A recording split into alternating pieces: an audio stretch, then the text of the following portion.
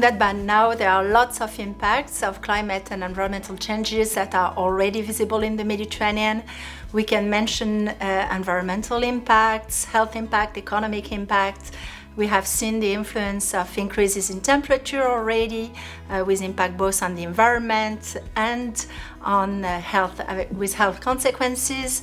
We can see also impact that are directly affecting some economic subsectors in the region. We can think about mass mortality events of fish or aquaculture resources, for example. I think there is today a multitude of impacts of climate change that are visible in the Mediterranean, that are also increasingly well recognized by different parts of the population and different parts of stakeholders, even though there are still a lot of progress to be made in communicating those impacts and the direct links with environmental and climate changes. I think another aspect that has really improved is the knowledge and documentation of some of those impacts and their consequences, their multidimensional consequences, and the interaction between different factors. And just to mention one, I think we know better what is the interaction between air pollution and increase in temperature and the very negative consequences it has on health of the population. And this is true in the north of the Mediterranean when it's increasingly well documented, but obviously in the south as well, with metropolis like Cairo very strongly affected. So we have had recent studies that are showing that we are not on track of achieving some of the main commitments we have taken and the main goals we have set as a Mediterranean region, but also as countries internationally. We have set sustainable development goals that we have agreed on, and the latest research shows that we are not on track of achieving most of these goals, with very few exceptions. It is the same for the good environmental status that we have committed to achieve for the Mediterranean Sea.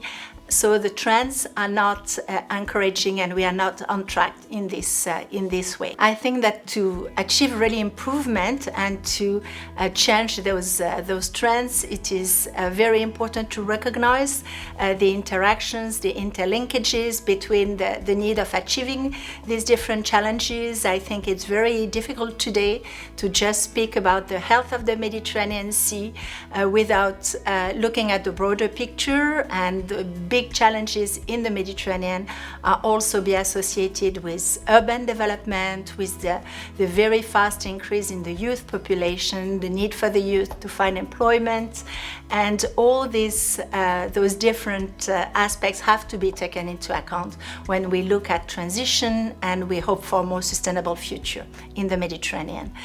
Some assessment work that has been done recently, and in particular the report prepared on climate and environmental change by the MedECC network, as well as some of the reports we are preparing as a UN Environment Mediterranean Action Plan system, are showing some of those challenges, those midterm challenges, some of the trends we are at, and they are really bringing increasing information for decision maker on what are the issues, what are some of the innovative solutions existing, and how we can try together to implement those solutions. A big challenge in front of us, and maybe also a key for success, is really to strengthen all type of collaborations more than ever. It is important to work on north-south-east collaboration in the Mediterranean region that is affected by similar challenges in terms of climate change, in terms of biodiversity losses, ecosystem losses, as well as all the social issues I mentioned previously.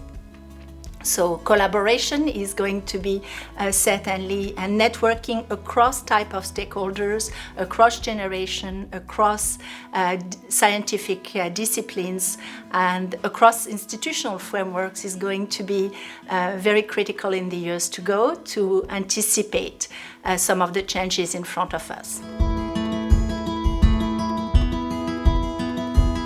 So in the last year or two, we have been preparing a report on the state of the environment and development in the Mediterranean and interaction between environment and development issues.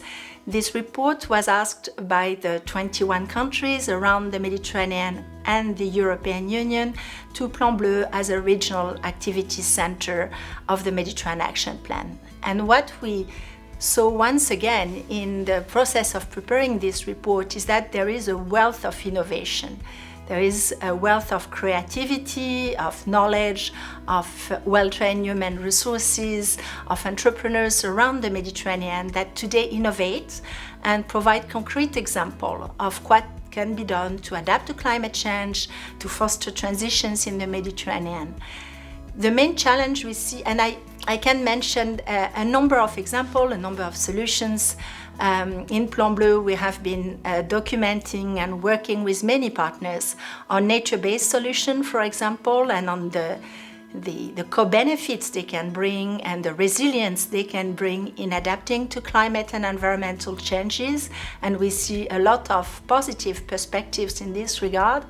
What we see also is that if we take the example of nature-based solution of other type of promising innovations, is that we have local experience, we have expertise developing, we have many challenges in actually having a larger uptake of those innovations and scaling them up.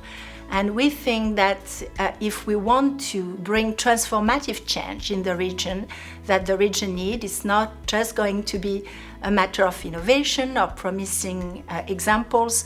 We really have to have a way to scale up this innovation, to scale them up, mainstreaming them in public policies at the level of the Mediterranean, for example, through the Barcelona Convention and Mediterranean Action Plan, at the national level, but also at the regional and local level, with more and more responsibility in adapting that are in the hands of local governments. We also think that a condition to have a real transformative change and to scale up those innovations is also in the question of changing perceptions that people have of a desirable future and changing behavior aspects. And maybe this is an aspect that we haven't covered a lot for the moment, but is in front of us as very important. So the question of fostering transformative change and looking at changes in behaviors, in preferences, is probably going to be at the center of the new exercise that the countries around the Mediterranean and the European Union have asked the UNEP system and Plan Bleu to support over the next few years, which is a foresight exercise at 2050. This foresight exercise is going to involve a lot of partners, and it's going to help us look not only at what is the likely future, and for that we need support of scientists, but also what are the different type of aspirations that people have for a more sustainable future in all its dimension and not just the environmental one. And from this sustainable future, sustainable and plausible future, what are the necessary changes and the necessary transitions to get there? So the MedECC report that we have discussed today is going to really help us look at what is feasible in terms of transitions and what are maybe the key and critical points in time to anticipate those transitions. We see, for example, a number of very promising nature-based solutions that are generating co-benefits, not just for the environment, but also societally, and that are more resilient in the long term. And it's interesting and very promising to see all these solutions developing.